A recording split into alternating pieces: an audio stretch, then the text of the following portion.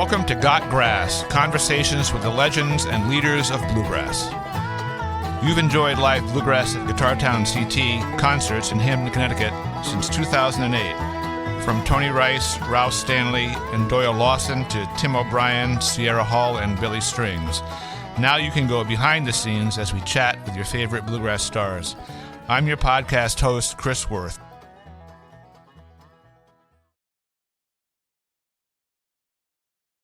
So I'm very happy to welcome David "Dawg" Grisman to Got Grass. Welcome. Well, thanks for having me, Chris. We have a mutual friend, Dave Moretti. Yeah, great.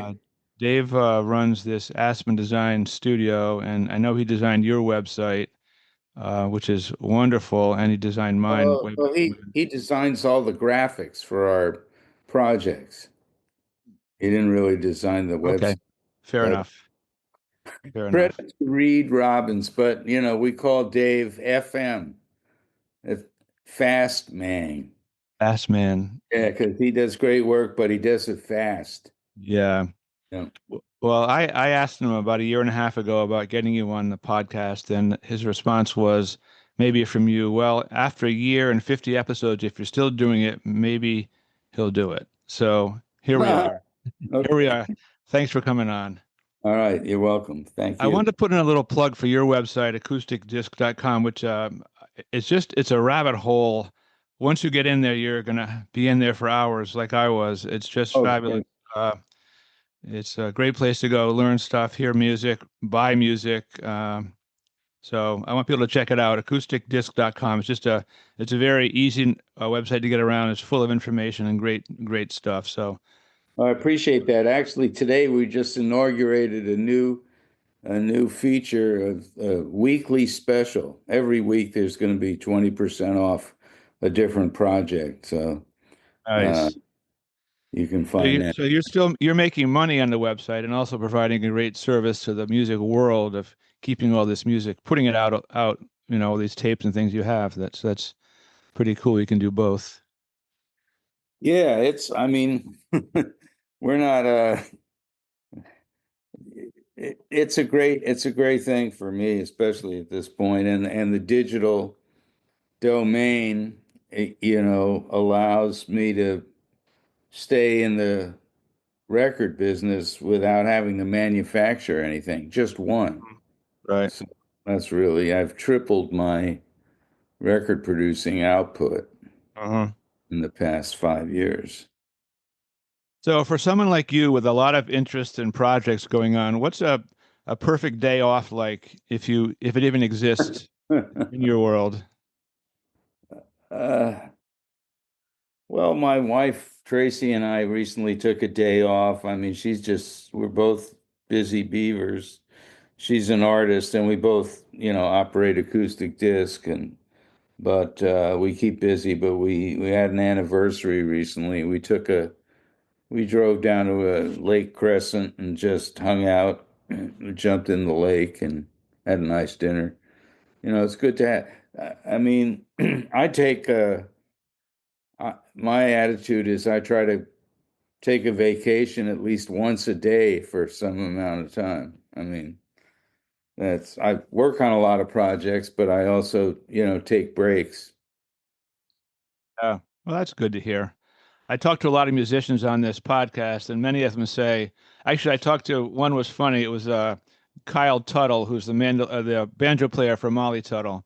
And he said, yeah, I go out on the boat and go fishing. And I said, well, that's nice. Most musicians, can't get away from their instruments. He goes, well, I bring a tiny banjo with me in the boat. Yeah. That was funny.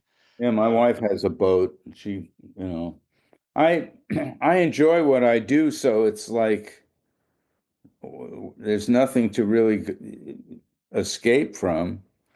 But it's good to take a break, do different things. So a lot of the players I've interviewed on this say they didn't really choose bluegrass, that it chose them. Would you say that was true for you? Well, I think bluegrass was there, but when I heard it, I wanted to do it. So I guess it was a joint effort. Yeah. I mean, you have to do something like that or get into a style of music. I mean, you have to want to do it. The music was there. It didn't, I don't think it chose me. I was fortunate enough to hear it and like it and pursue it. Yeah. I was talking to Richard Green, old friend of yours, on the podcast a few months ago, and he said I played classical violin and I hated it, and then I saw Scotty Stoneman and it blew my mind, and that was the end of my Heifetz period. Uh-huh. Did you have a Scotty Stoneman moment in your life where you just heard somebody and that was wow? I did. There were three young kids in Passaic, New Jersey, uh, and I was one of them, and we all were interested in folk music around 1960. And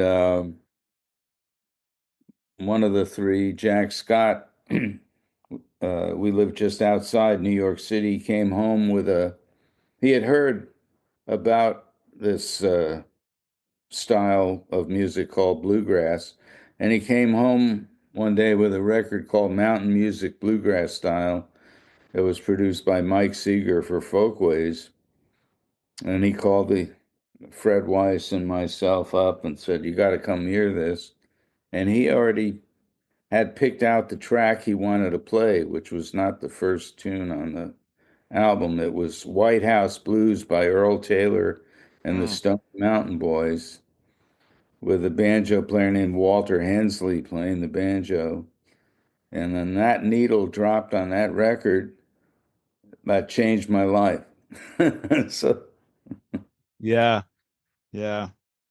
Um, I know you recently had a nice birthday celebration with a bunch of great players, and I was happy to see a lot of young players there. I mean, I expected someone like Sam Bush and but Billy Strings and Alex Hargreaves, people like that were there, which is pretty cool. That the younger generation is still loves your music and wants to play it. That's pretty cool. yeah, I got to thank my son Sam, who's got a band, the Sam Grisman Project, and it was his idea to have that concert. And I told him I wanted him to put together a band of his, peers to play material that from my past, Hmm. and in a format like my original quintet. And then and which he did, he had Alex and Billy and Ronnie McCoury and Dominick Leslie, and they did an amazing job. That's going to be streamed pretty soon on Nugs. I we recorded 20 microphones. And the second half was I played with various alumni, Mike Right. Marshall, Darol Anger, Todd Phillips, friends Sam Bush and Don Sternberg and Jim Kerwin and Matt Eckel and Joe Craven.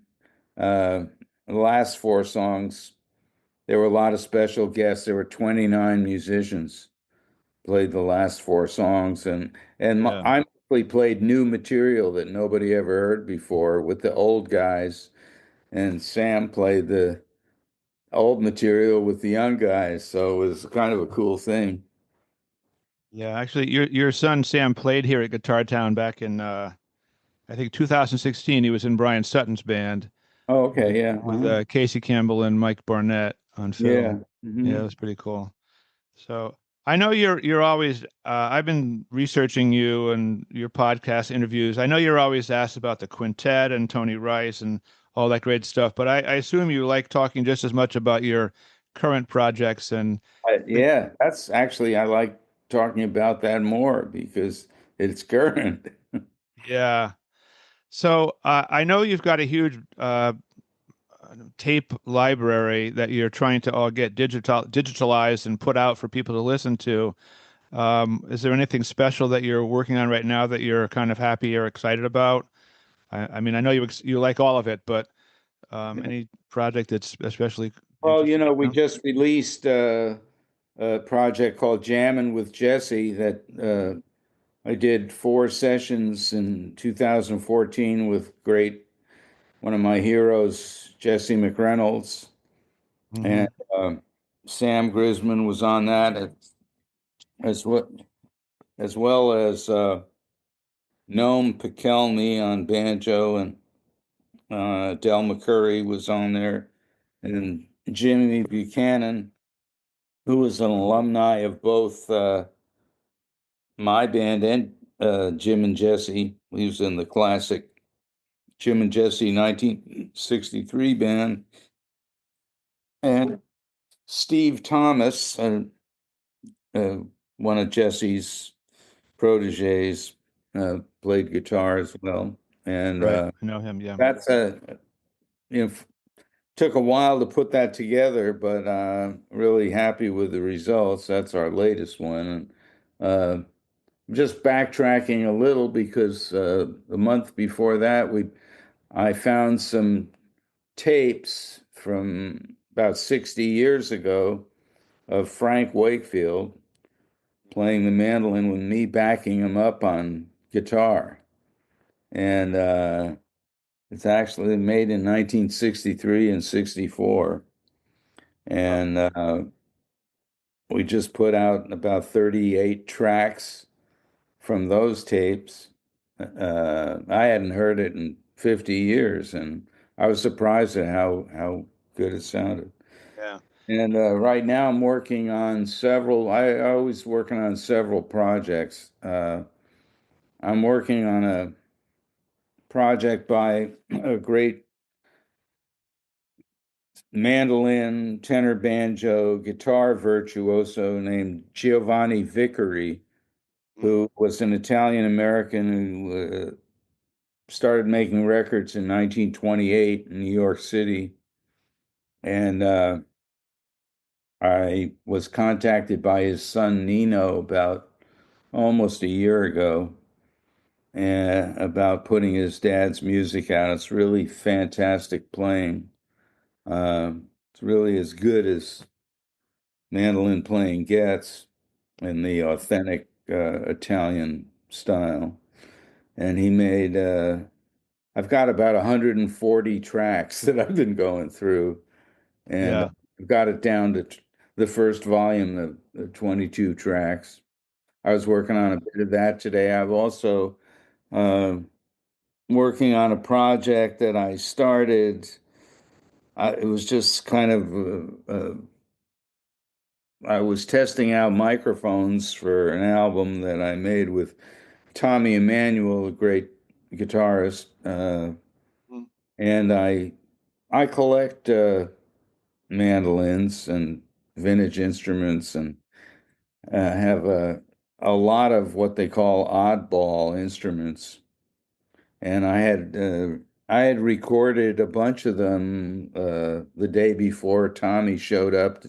Was just testing out the microphones, and I just dragged out a lot of these really crazy instruments and talked about them and uh, demonstrated what they sound like. And I ran across a folder with, I apparently recorded 16 of them. And today I recorded three more just on volume one, 1905 to 1925. Yeah. So, Wow. yeah, Wow. So I, do you still find tapes and things that you go, whoa, what is this? Like just things that just turn up you never even knew you had? Or yeah, I do, oddly enough, because I produced my first record session in 1963 with Peter Siegel for Folkways Records, Red Allen, and Frank Wakefield. And, I've been producing records for over 60 years, or recordings, and always recorded more than I needed. And, you know, when I had bands or gigs, I recorded them, and I've got a huge amount of live recordings. And coming back from several weeks of playing gigs, the last thing I would want to do would be to listen back to it, you know. Right. So I still have boxes of tapes in various formats. You know, I have cassettes, I have reel to reel. Some every once in a while a radio station would want to do a live broadcast, and I'd make them give me the tape when they were done. You know, and Hmm. so I have a lot of material, some of which I still haven't even listened to. Boxes of, you know, I actually like putting out all kinds of music, not only my own, Right. probably over recorded, but I can't help myself. And I So stay busy. yeah, do you feel like you were kind of called, have a calling to kind of preserve this music or responsibility, or it's just something you just love to do and it's just worked out that way? I I mean, don't it's a know good if thing you're it's, doing it, but I just wonder how it, how. I don't know if it was called to do it, but at a young age, I met Ralph Rinsler, who was a neighbor, family friend, and he was an amazing musician and folklorist. And he was kind of my guru and role model, and he was doing this kind of thing. He, recorded, was the first to record Doc Watson as part of, he had rediscovered Clarence Ashley, who had made old time records Mhm, in the 20s and 30s. And he went down to Shunes, Tennessee to record him, and his neighbor was Doc Watson. And mhm. I was 15 years old when he brought the tapes back, and I sat in his kitchen listening to these tapes. And he said I was the first person to notice Doc Watson. Wow. Um, so I kind of fortunately uh, grew up around somebody that was an archivist and a folklorist and very knowledgeable uh, person and great mandolin player as well. Yeah. And Yeah. so I got interested in all of it. Uh, you know, he had a lot of live tapes of, Bill Monroe shows from the 50s, and that he and people like Mike Seeger and John Cohn were all doing this kind of stuff. And I got to meet and ultimately got old enough to be considered like peers, you Yeah. know, Yeah. and friends. And so, and I realized that a lot of this acoustic music was pretty easy to record. I mean, Mhm. you just put up one microphone and get a decent sounding recording. Yeah. So, I hadn't realized that you did a record with Beppe Gambetta, who's Beppe's played here quite a few times, and actually he's yeah. playing in town this week. Oh, wow, give him Yeah, my, in yeah, Hamden. But I heard on your podcast you have this nice podcast with Danny Barnes called Acoustic Encounters, which is right, you guys are a great team on that. I just, he's enough of a fan that, but he's not too much of a fan. So he's not like yeah, oogling and eyeing you, but you got interesting stuff comes out. But they played a piece he played a piece with this Carlo Ianzo on mandolin, yeah, a Puccini piece, which was so beautiful. yeah, I actually brought me to tears. It was so gorgeous. I was just amazed by it. yeah. Unbelievable. Yeah, that's Babino Caro. Yeah, that's a beautiful piece. Actually, Carlo, I'm working on a project that was recorded about 25 years ago of Carlo playing the music of Rafael Calace, who was a great Italian mandolinist and composer and instrument builder, Hmm. and wrote a lot of virtuosic but beautiful music. And Carlo recorded a bunch of it in my studio about 25 years ago. And we're just getting around to putting that together. Yeah. Yeah, Uh, there's a lot of great music that nobody's heard. And unfortunately, uh, a lot of people don't even know it exists, and that's kind of the hard part for me is, marketing this stuff. Um, I mean, thanks to folks like you, it can help spread the word. Um, but right now, I'm just trying to make it available, and it's uh, the digital download format has enabled us to do that. Where once you have to make physical product, you really have to think in terms of business, and sure. unless you're independently wealthy.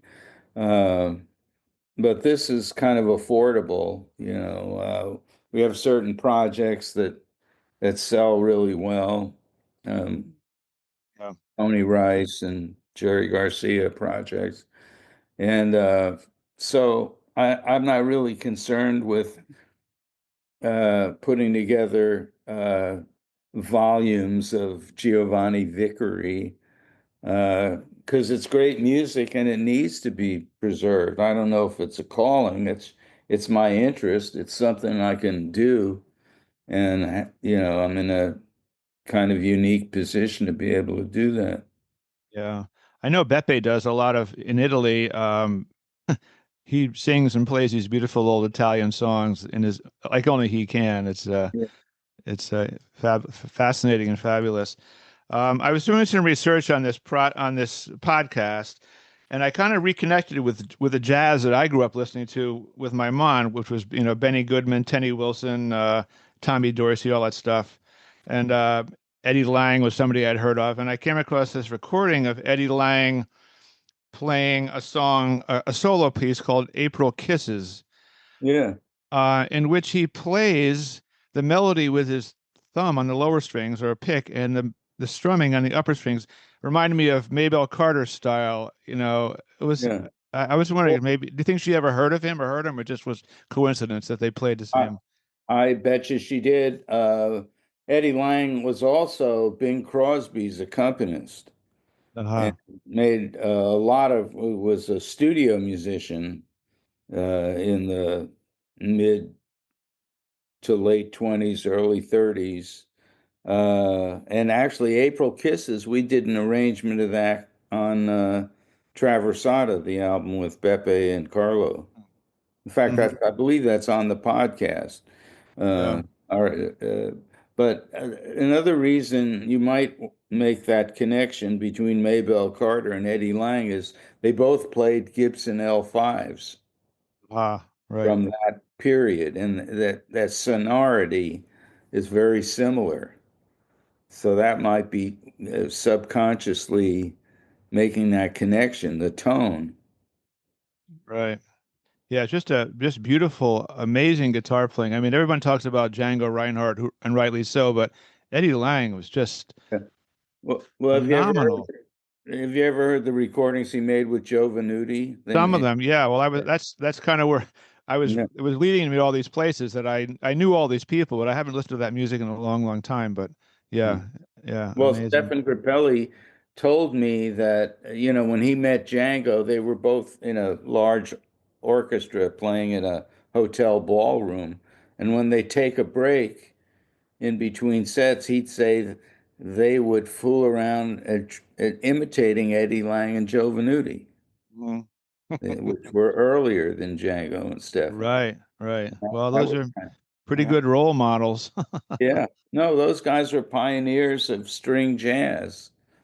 And Stefan always told me though that he considered himself the first jazz violinist because he said Joe Venuti played the melody. I mean, he swung it, but he Yeah, said, right. and Stefan said, I was the first one to completely abandon the melody. Just his definition of jazz, which That's is pretty. funny. That's funny. I was going to ask you this question about mandolin and jazz. I'm trying to find a question, but basically it was, did you consider yourself a jazz mandolin player at any point, or did you ever consider going into the New York City jazz world as a mandolin player? playing jazz as it was then, or are you always interested in your own sound on it? Well, I never really considered myself a jazz musician. I really appreciated. I love jazz and listen to a lot of it and still do. Um, but I I kind of latched on to composing, my own tunes and developing a style of playing them and arranging them with other instruments. Uh, I just, I learned some jazz standards and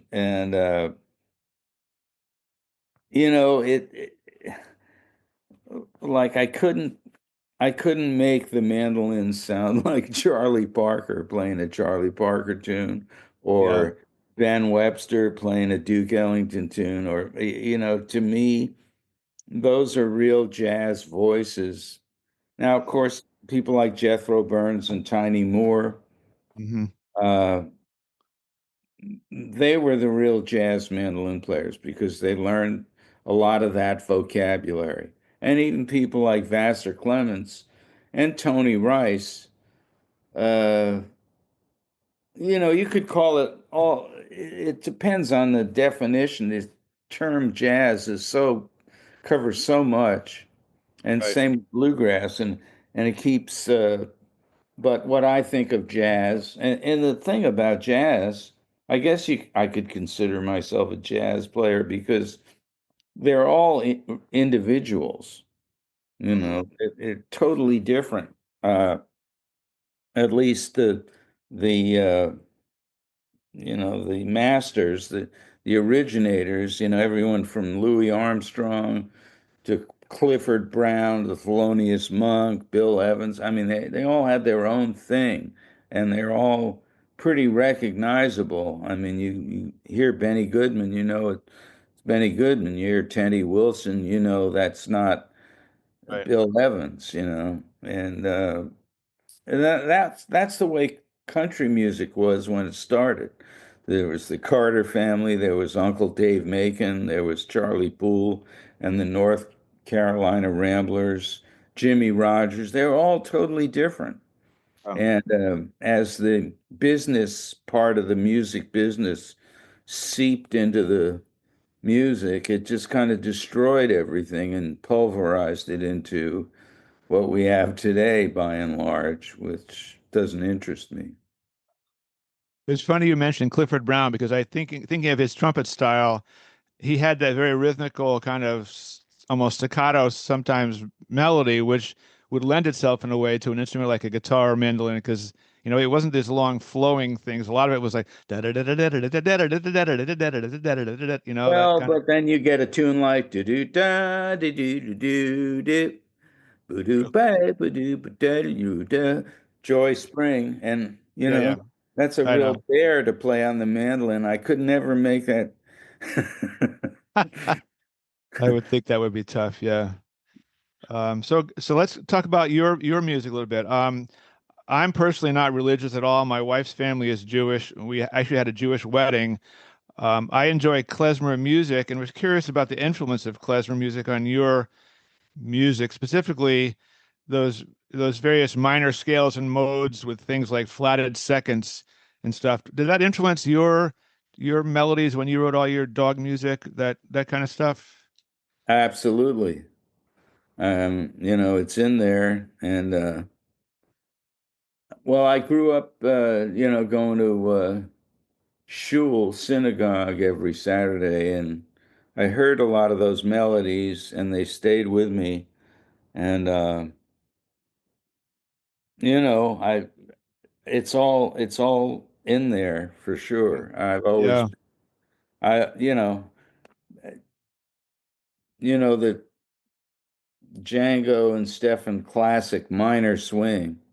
Hmm. I mean, if you if you made it major swing, it'd just be nothing. That minor scale immediately just interests me more. that's not to say, I've tried to, you can't just write one kind of thing, and so I've been writing a lot of happy tunes lately. Yeah. Well, that was always the thing about bluegrass. It was always happy melodies and brutal, sad lyrics. I mean, that was kind of one of the, Well, but then Bill not all of Monroe, it, but a lot of it was. there is a dark side to bluegrass, that Right. Yeah. largely Bill Monroe, Flat and Scruggs, kind of Reno and Smiley, they took care of the happy side, Jim and Jesse. But the Stanley Brothers and Bill Monroe, there's a lot of blues in there and a lot of um, mournful, kind of lonesome sounds to it. Yeah. I just think I think you got to have variety. If you get into playing for an audience or making a record for that's you know you just can't do one thing. There's so many moods that music can create uh, that and I love them all. I've had, I think, quite a few of your musical friends on this podcast. People from Peter Rowan and Todd Phillips to Richard Green and Alice Gerard. Alice, she just talked. I didn't say a word for the whole podcast. She had so much to say, but she was talking about these music parties. I think at Hazel Dickens' house back in the '60s in Baltimore, where she would show up and the Monroe would show up and Stanley Brothers would show up and all these great players would just show up and play at her house and eat and party, have a party all day long. Something I'd never heard of before, but I guess it was common knowledge in the world, bluegrass world, that these things were happening. Well, I think I I'd met never heard of them. Alice. I think I met her and probably Hazel at one of those parties. Um, which there was a big bluegrass show in I'm I'm gee, I'm trying to think of it might have been Luray, Virginia, or I don't think it was Culpeper. It was somewhere in Northern Virginia. And I had hitchhiked all night long to go to this thing. They had the Louvin brothers, Bill Monroe, Red Allen and Frank Wakefield, Jim and Jesse. And it got rained out. Oh, And my two friends, Fred and Jack, they took the Trailways bus down. And we all met up at this thing. And all these fantastic bluegrass musicians were just standing around in the rain, waiting to see if this thing was going to happen or not. oh man. And it didn't, it got canceled. And so the three of us got separated. We were going to go. We got invited to this party, which turned out to be, I believe, at Alice's house. And but the folks I was with, they wanted to stop and get a bite to eat. So they pulled into the parking lot of this restaurant right near where this concert. They weren't festivals then; they were concerts. This was 1963. And no sooner they pulled up pulls Bill Monroe and his band, Jim and Jesse, Red Allen and Frank Wakefield, the Louvin brothers. They must have known the owner of this restaurant. They opened up the basement and they proceeded to have a jam session for the next 2 or 3 hours. And my I don't have a friends, tape. You don't have a tape of that one, do you? no, I don't, but I've got a recording in my mind Yeah. uh, of just, listening. I mean, as close as I am to this computer, just about, I was listening to Bill Monroe, Red Allen, and Ira Louvin sing trios with Wow. Jesse McReynolds and Frank Wakefield playing. I mean, to this day, I've never witnessed anything like that. And my friends who took the Trailways bus, they just ended up at that party where I ended up later. But I figured that was my cosmic pay for hitchhiking. So, You're probably one of the few people alive that saw all those people in that kind of setting, or ever saw them in that kind of setting. I mean, that's pretty unique and special. All those famous names together, just kind of yeah, jamming. well, there were two places. In the summer of 1961, Ralph Rinsler called me up. I was 16 years old, and he said, "I'm driving down to Rising Sun, Maryland to hear Bill Monroe. Do you want to come?"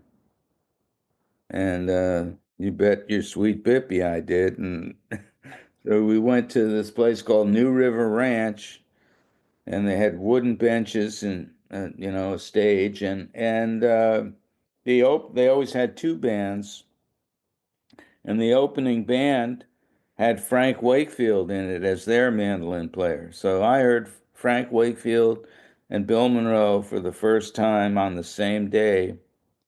And then they were playing like duets and backstage, which was a tiny little, space. And that just made a huge impression on me. Yeah. And if I hadn't have met Ralph Rinsler, I would never have seen that. Yeah, I was talking to Todd Phillips. This is now going back to the California days. He said he was taking mandolin lessons from you, and then he said, I think David was impressed because I was making mandolin bridges, and he asked me to come over and play music with him. That was his take on it. I don't know if that's true. Well, he showed up. I got hired by a short-lived institution called the Family Light Music School in Sausalito, California, and I had a mandolin class there for a couple of months. And Todd was showed up in that class, and he was my A student. And then I quit uh, kind of suddenly. Had a little problem with the guy that hired me. And so Todd kept taking a few more lessons, and he was making mandolin bridges, and I was trading him lessons for bridges.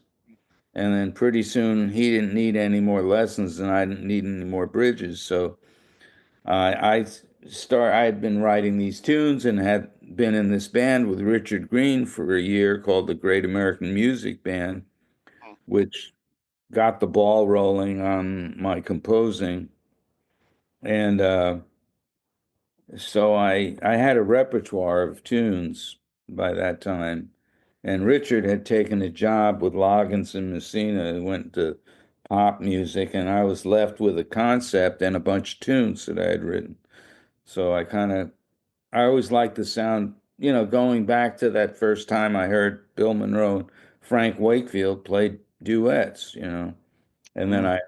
I made a tape in 1965 in a shed outside a concert in Maryland somewhere of Bobby Osborne and Jesse McReynolds playing duets.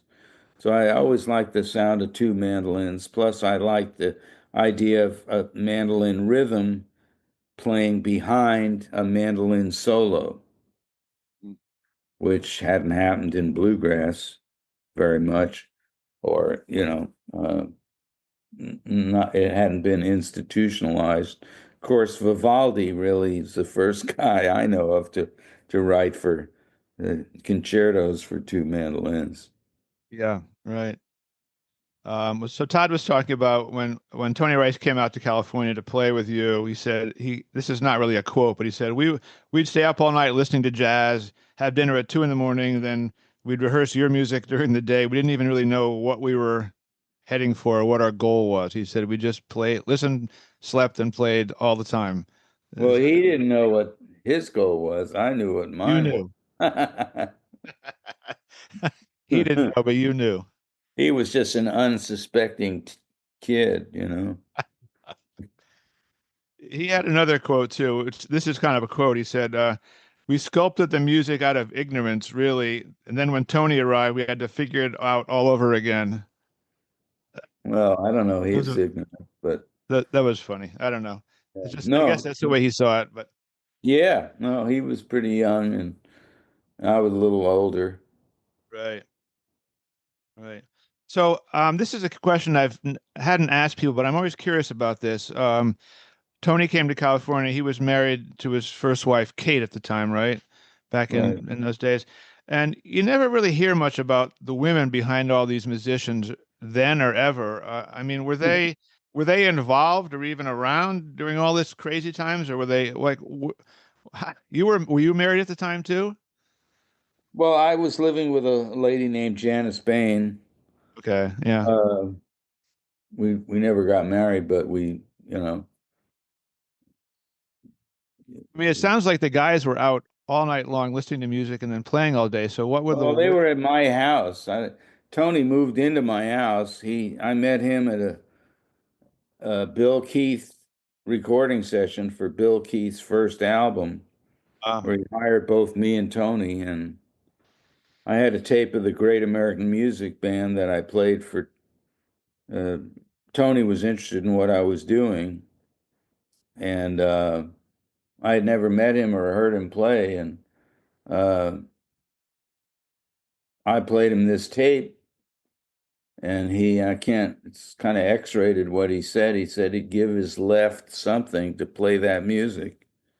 Of course, I didn't require that, but yeah.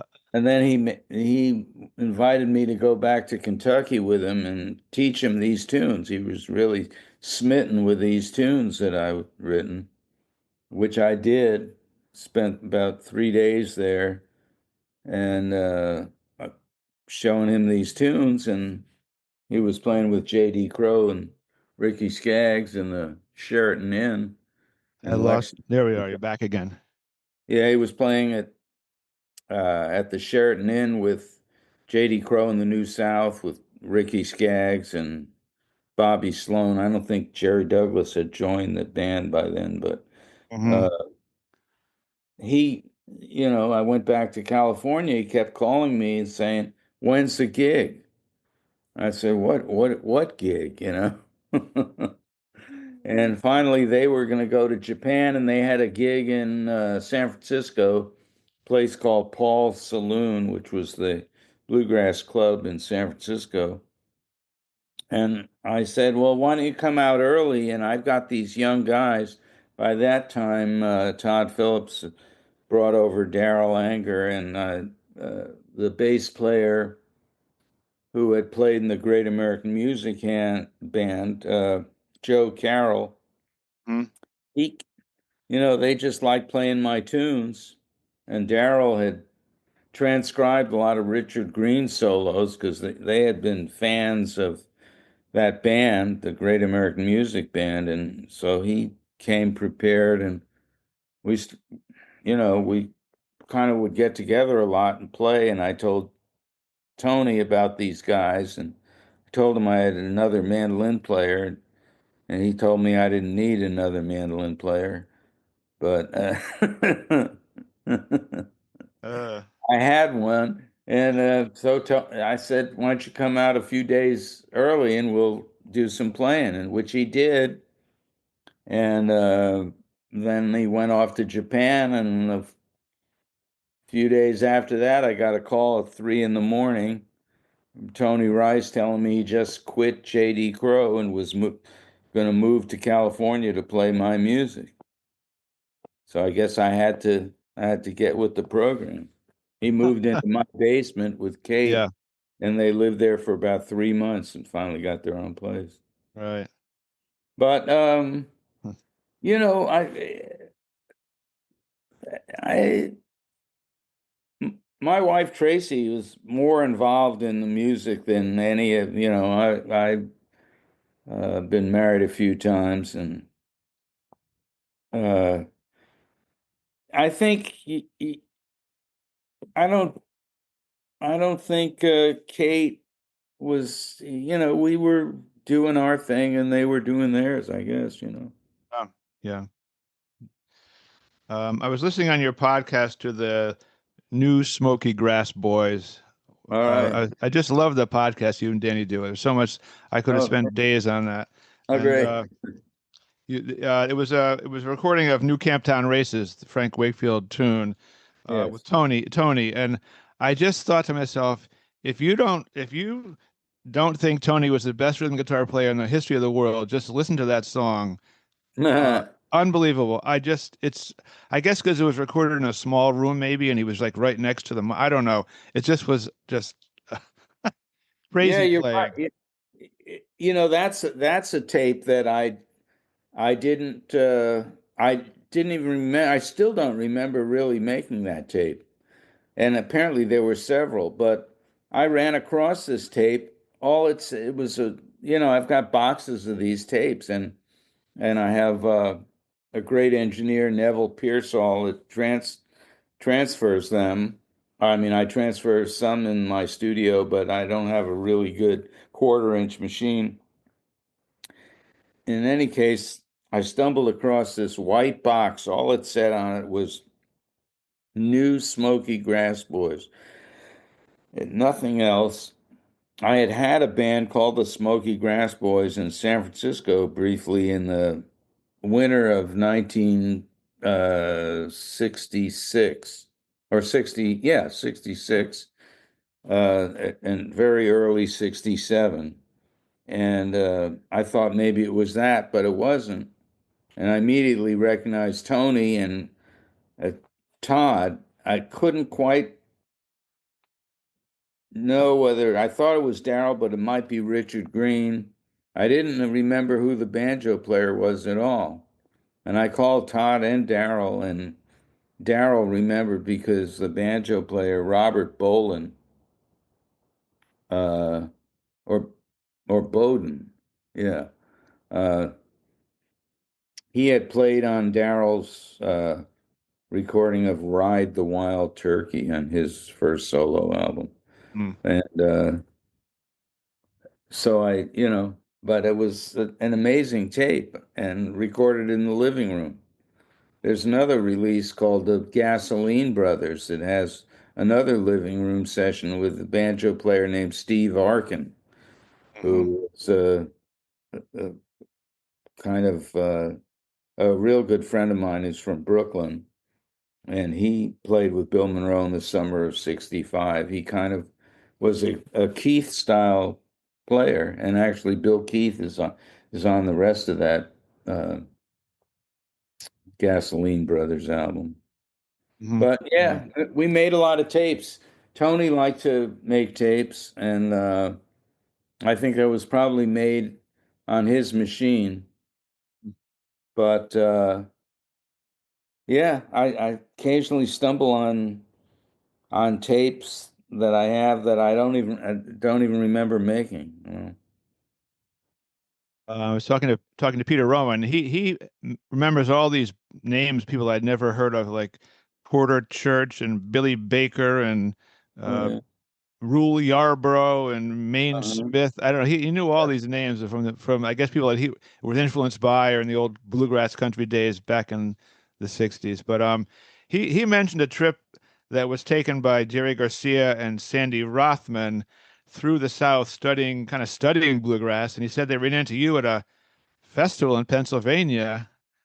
Well, there was another park near New River Ranch called Sunset Park. That was in West Grove, Pennsylvania.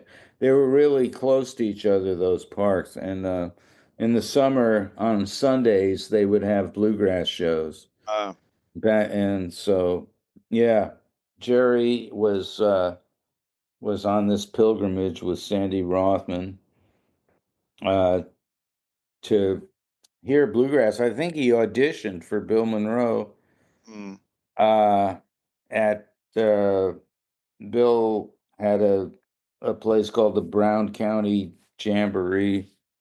I don't think he got the gig, but we met in the parking lot in between shows that people would pick in the parking lot. yeah. Or You guys have great memories. I mean, that we're talking like what, 60 years ago. It's yeah, amazing. yeah. So that was in 1964, summer Yeah. of '64. Well, Wow. there were little pockets of there were all these guys were urban kids that got interested in various kinds of roots music. Mm. There, old time music, blues, and they were little pockets of these young people. It was, I was in the Greenwich Village, New York scene, and Peter Rowan was in the Cambridge, Massachusetts, Boston scene. And Jerry was in the San Francisco scene, along with Eric Thompson, and we started meeting each other uh, and hanging out and becoming friends. And that was one place that, like, I met Pete Rowan at the Union Grove Fiddlers Convention, I think in 1963. Mm-hmm. I was asking him about his time with Monroe. He said, we smoked a lot of pot in those days. I don't remember all that much. I just remember Well, being on stage and trying to play the parts and sing them correctly. But he said we were high a lot of the time. he was. Bill He was, wasn't, but no, no, I he know, but he was taking acid too. Pete Rowan took a lot of acid. yeah, yeah. I asked him. It's funny because I put this microphone on a pile of records, and I just happened to find the top record was this Joan Baez album, and It's got the Greenbrier Boys on it. yeah, and I had asked Peter Rowan. I said, when you met Joan Baez, did you fall in love with her immediately, like everyone else did? And he didn't really answer the question. He said, well, she was kind of on a different echelon and a higher path than we were. So I guess that meant she was unapproachable. But I don't know. I don't know why I Well, asked him the question, but I was never crazy about her singing. yeah, So, yeah. Um, There's a this is jumping ahead a little bit. There's a video I saw on YouTube a lot, which Rounder Records All Star Band. I think this is '89 with you and Tony and a very young Alison Krauss, Mark Schatz, and JD. Do you mhm. remember doing that? It looks like you Yeah, guys are having a blast up there. Allison was probably only like, I don't know, 19 or something. She was pretty young. She was quite a fiddle player and quite a singer, but she was, I think, pretty unknown at that point. I remember that largely because the airline lost my suitcase and I had to go out and buy clothes to play that thing.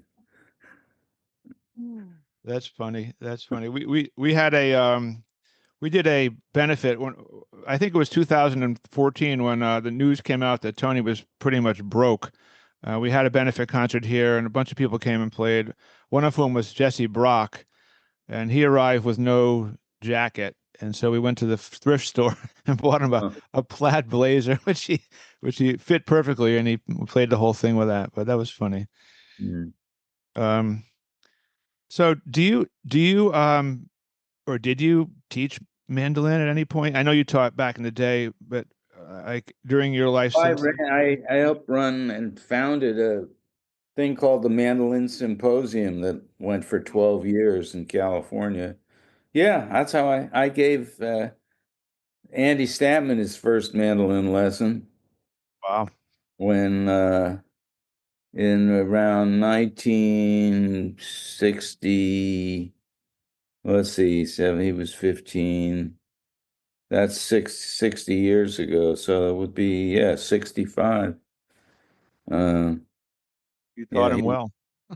well, I didn't really need to teach him very much, but I always say if I never did anything else except give him his first mandolin lesson, I would consider myself a success. Yeah, That's I funny. just gave him I told him I just leave him in my apartment and said, listen to these tapes, learn everything on these tapes because he was, he obviously was an amazing musician from the get-go, and he was a real fast learner. He, you know, Yeah. wasn't anything I could teach him really that he couldn't learn instantly. What would you say is the most important thing you could impress upon a learning mandolin player as a teacher? What would you focus on first and foremost with a student who's just learning the mandolin, bluegrass mandolin, let's say? Oh, any instrument. Well, the mandolin, it's got its own little problems, and tuning is tough, and that's just, pain. I mean, basically, it all comes back to the basics, whether it's mandolin or any style, any instrument, is rhythm and intonation and tone. And I just say, um, just learn, a real good mandolin player once came to me for lessons. How do you play fast? And I said, well, you just learn to play right, get it down right. A lot of people, they want to play as fast as possible. And there's always a few places in a song that are like harder than other places, and they just kind of gloss over it. The thing is, that's exactly what you have to be working on.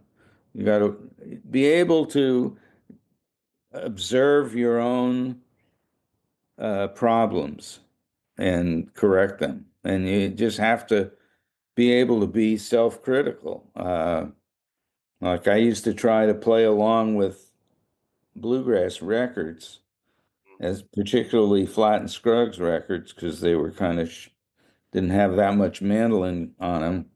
And I remember trying to play along with their record of "Rolling My Sweet Baby's Arms" from 1948, and it's really fast. And but they made it sound, it was very relaxed too. I mean, it was intense, but it's just perfect. And I remember trying to play along with this, and I realized I was behind the beat. Mm. You have to understand what you're doing wrong. A lot of musicians, professional musicians, still they don't really think that way. So the best musicians are very critical. They work on problem areas, and it's just attention to detail. And you got to learn to crawl before you walk. You got to learn to walk before you run, Right. and just you know uh, noticing what your problems are and then working on it. It's great to have a teacher, somebody that can point out these things. Uh, but it still comes back to time, rhythm, and just getting a good sound with the mandolin, staying in tune. It's it's very easy to go out of tune because you have pairs of strings that are supposed to Mm. be exactly the same pitch, and as soon as one goes slightly out, it produces a really ugly sound.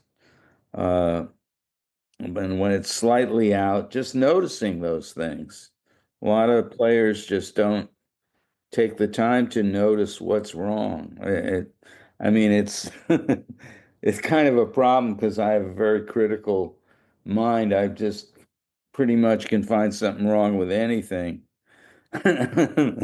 which Yeah. particularly myself. Um, I remember so Tim O'Brien famously saying that mandolin means out of tune in Italian. He would always say that at his shows. yeah, You yeah. know, as he's tuning, I'm Well, tuning the for other you, he'd say.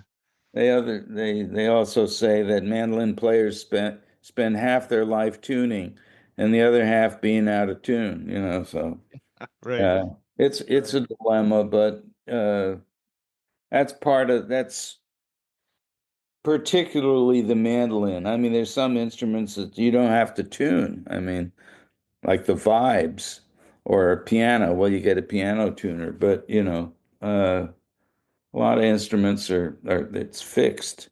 Yeah. So when thinking about your own mandolin playing, what would you say your strengths were as a mandolin player in your prime, and how about your weaknesses too, like things you worked on or struggled with as a player? Well, Strong points first, because you had a lot of those. well, I got a pretty good sound. Just And I from the get-go I could tremolo easily, which I can't do at all now. First, I uh, I've just and just recognizing your limitations. I mean, fortunately and unfortunately, I have limitations. So I think and being able to exploit the stuff that's good, there's a lot of great musicians, and some of them really don't know what to do with their talent. That's another whole aspect of it. Just having the technique, like I always said, having a large vocabulary does not necessarily make one a poet. Mm. So, I've always tried to, develop my, the tunes I was writing, the my technique, my sound, my, adding to my rep, all the many things that you can keep working on as a musician, but at the same time, not trying to get beyond what I could execute and Hmm. realizing what that consists of. Of course, Yeah. now at this age, it's I have to I've got more limitations on that. But Yeah. I still, can understand what it takes uh as far as my my deficiencies. I guess, I worked around that too. I realized, I'm not the guy that's going to play Flight of the Bumblebee on the mandolin. You know, yeah, I'm not the Right. Paganini, even though the New York Times mistakenly once called me the Paganini of the mandolin. They were definitely wrong. I'd rather be like the Count Basie of the mandolin, or the Ernie Kovacs of the mandolin, or something Yeah. more reasonable. I think you can express yourself. You don't have to have all the technique in the world to be able to express yourself. Yeah. And, uh, Yeah. and just seeing ways of doing that within your means. It's kind of like you have a budget. You don't want to get into debt, So I just think music's a big, vast ocean of knowledge, and there's just so much to learn and know. And the more you know, the the more you know how much you don't know. I mean, Yeah. so I was talking to Chris Eldridge, the guitar player, who plays with the jazz guy Julian Lodge, who's a very great player, and they both are. And Julian was saying that in terms of soloing, sometimes he just says, I really should just spend more time not playing than I do, because he knows so much and it's so easy to play so much. But he says sometimes my best solo is when I just stop and then take a pause, and you know, right, a lot of silence in there would totally change his kind of outlook on playing in some ways. Somebody who can play any note he wants anytime, and there's just sometimes too many. right. Well, yeah, I Julian made his first recording with me when he was 11 years old. Really? It's on, Oh, check out project called Dawg Duos. oh, okay. Didn't know Um, that. and yeah, he's from Santa Rosa, California, and he's an amazing player. And he's right, it's just we used to talk about the three T's: tone, time, and taste. And taste is kind of a subjective thing. So is tone, really.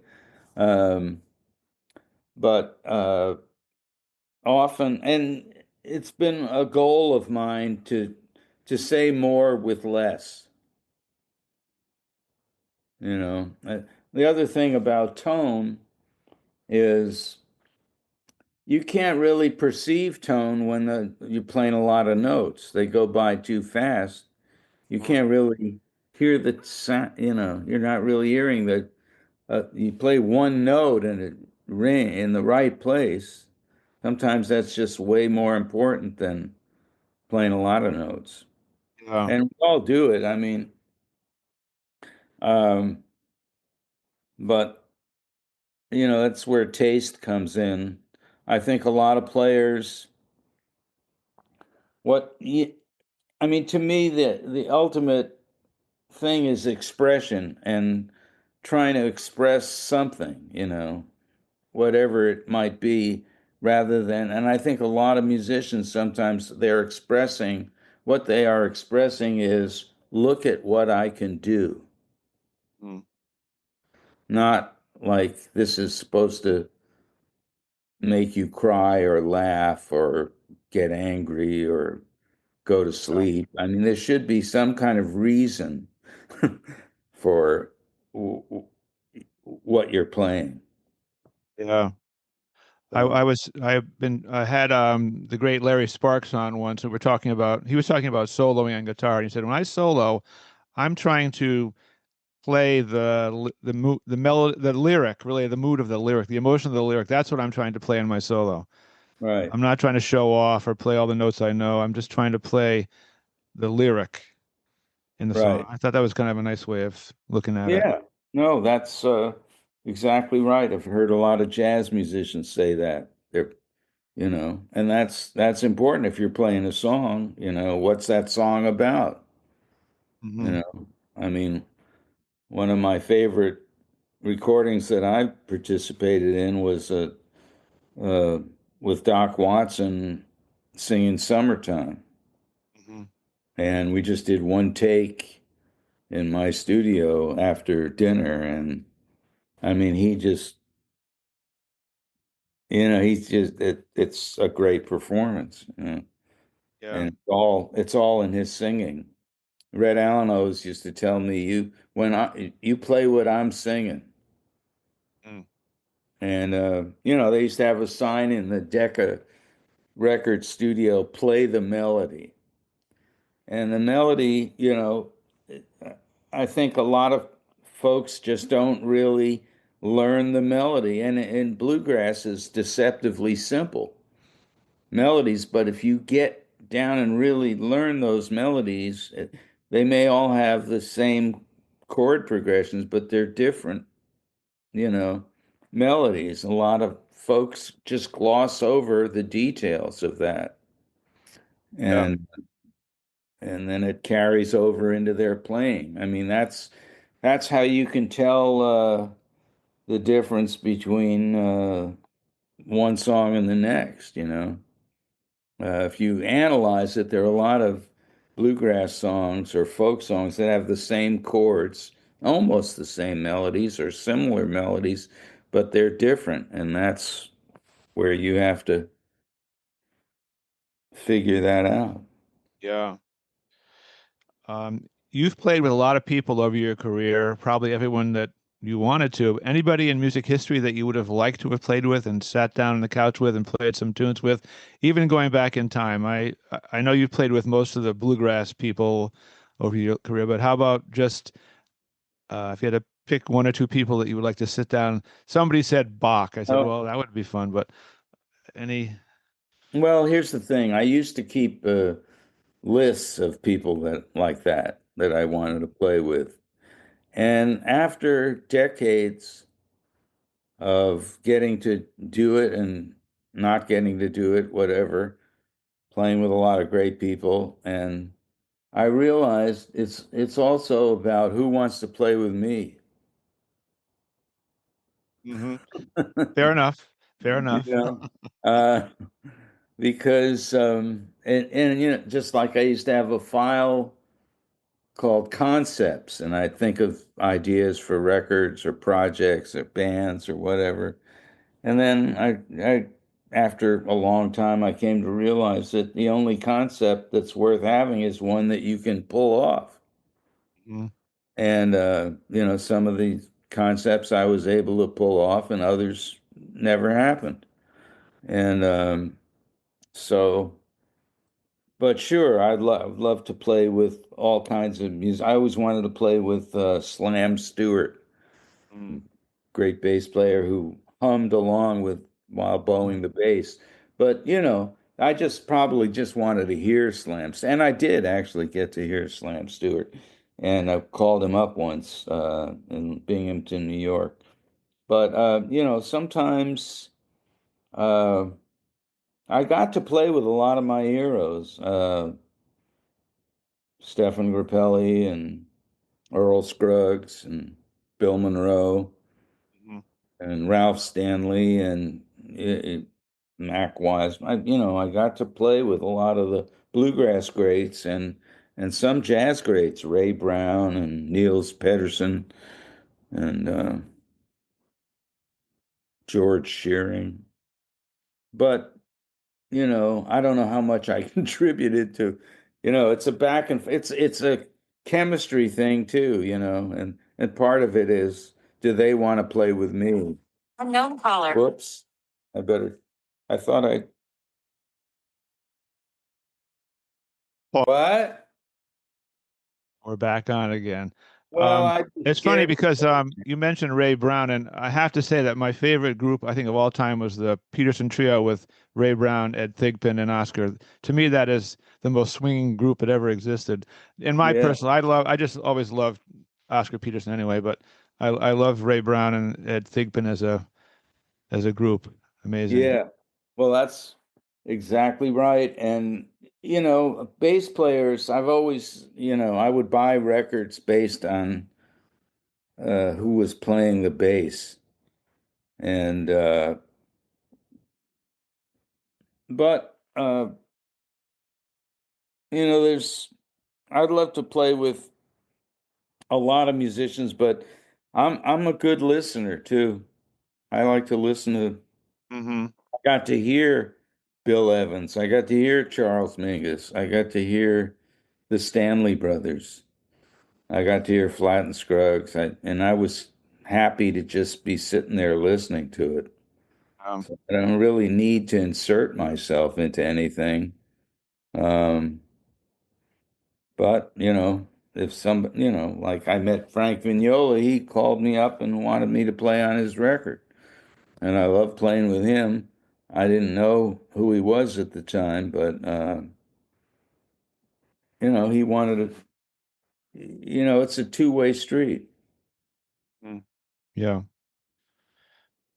If you were going to write a book about something, I'm sure a lot of people would want you to write this book. What would you narrow it down to? I mean, a book Hmm. about your musical life would be like 40 volumes. So Well, would you ever write a book, first of all? Or are you writing a book? well, I'm not, but I people have suggested that to me. And well, these podcasts are like I get to tell, with Danny, uh, we just did number 45, I think, and about ready to do number 46. Mm. And that, I tell a lot of these stories Right. that through that. Um, That's I a good point because a book might not get read, but the podcast get listened to. So maybe that's the way to do it. yeah, I mean, I don't, nobody's made me an offer I can't refuse or any, I, I, at some point, if that's all I'm able to do, I might do that. But I, I think I've overexposed anyway. When you get older, you can write a book. Yeah. Um, Anything on your bucket list for the next few years, aside from what you're already doing, just finding and putting out great music on uh, acoustic disc? Any special Well, bucket list item? I've got a lot of activities that are ongoing. It's kind of the stuff I've been doing for the last 30, 40, 50 years. I've written a lot of tunes that I'd like to record in various ways and uh,